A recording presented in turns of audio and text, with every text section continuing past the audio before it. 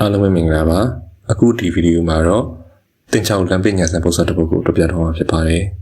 ပြီးချက်ကနှစ်ချက်ရှိပါတယ် a root a plus b root b equal to 88 a root b plus b root a equal to 85လို့ပြထားပါတယ်ရှာရမှာတော့ square root of a plus square root of b ရဲ့တန်ဖိုးကိုရှာရမှာပဲဖြစ်ပါတယ်ပုံစံမှာ20မျိုးရှိပါတယ်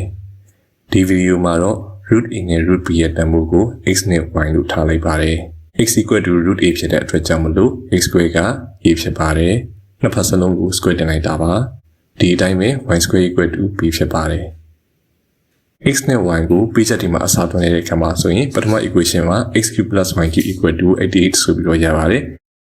a ဆိုတာက x square နဲ့ root a ဆိုတာ x ဖြစ်တဲ့အတွက်ကြောင့်မလို့နှစ်ခုမြောက်တဲ့အခါ x cube ရပါတယ် b က y square root b က y ဖြစ်တဲ့အတွက်ကြောင့်မလို့နှစ်ခုမြောက်တဲ့အခါ y cube ရပါတယ်ဒုတိယ page မှာဆိုရင်လည်း x square y plus y square x equal to 85ဆိုပြီးတော့ရပါတယ် root a နဲ့ root b ကို x နဲ့ y လို့ထားလိုက်တဲ့အတွက်ကြောင့်မလို့ရှာရမယ့်တန်ဖိုးက x plus y ရဲ့တန်ဖိုးကိုရှာရဲဆိုရင်အတူတူပါပဲအခုဒီပုဒ်စာတွေ့တဲ့အခါမှာဆိုရင်တစ်ထပ်ကင်းရစပြီးတော့တွက်ကြည့်ပါမယ် page တွေကိုကြည့်တဲ့ဆိုရင်သုံးဓာတ်တွေရှိပါတယ်ဒါကြောင့်မလို့ x plus y ကိုသုံးဓာတ်တင်လိုက်ပါတယ် polynomial တွေကိုထပ်ကင်းတင်တဲ့အခါမှာဆိုရင်သူတို့ရဲ့မျက်ဖော်ကိန်းတွေက Pascal triangle နဲ့မှတ်လို့ရပါတယ်တစ်ထပ်တင်နေဆိုရင်တော့11နှစ်ထပ်တင်နေဆိုရင်တော့121သုံးထပ်ဆိုရင်တော့1331လေးထပ်ဆိုရင်တော့14641ငါးထပ်ဆိုရင်တော့151051ဆိုတဲ့ကိန်းတွေကသူရဲ့ထပ်ကိန်းနဲ့ဆိုင်တဲ့ polynomial တွေရဲ့မျက်ဖော်ကိန်းတွေပဲဖြစ်ပါတယ်အခု x plus y ကိုသုံးထပ်တင်တဲ့အတွက်ကြောင့်မလို့သူတို့ရဲ့မျက်ဖော်ကိန်းတွေက1331ပဲဖြစ်ပါတယ်ပြီးရင်တော့ရှေ့ကိန်းကသုံးထပ်ကစပြီးတော့နှစ်ထပ်တစ်ထပ်ဆိုပြီးတော့ဖြစ်ပါတယ်နောက်ကိန်းကလည်းနောက်ဆုံးတက်မှာစပြီးတော့3ထပ်2ထပ်တစ်ထပ်ဆိုပြီးတော့ဖြစ်ပါတယ်အခုနောက်တစ်ဆင့်မှာဆိုရင်တော့ x3 နဲ့ y3 ကိုတတွဲရေးလိုက်ပါတယ်ကျန်တာကတော့ 3x square y နဲ့ 3xy square ဆိုပြီးတော့ကျန်ပါတယ်နောက်တစ်ဆင့်မှာဆိုရင် x3 နဲ့ y3 ကိုဒီတိုင်းပဲထားလိုက်ပါတယ်